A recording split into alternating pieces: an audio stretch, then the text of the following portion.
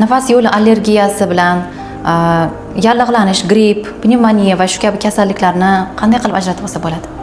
Buni ajratish oson. Misol uchun, yallig'lanish kasallari yallig'lanishga xos belgilar, ya'ni o'sha temperatura, intoksikatsiya belgilari bilan kechadi. Allergik kasalliklar o'sha ko'z qitishi, burun bitishi va asta-asta nafas yo'llarida nafas qisishi, quruq yo'tallar bilan paydo bo'ladi. Buni yana bitta farqi, allergik kasalliklar bu mavsumga bog'liq, o'sha qaysi allergen bilan kontaktda bo'lganiga bog'liq. Yallig'lanish kasallari esa o'sha yallig'lanish kasallari bilan uchragan bemorlar bilan kontaktda bo'lgani va shamollagani bilan bog'liq. Allergiya nimaga aynan bahor va yoz oylarida ko'payadi?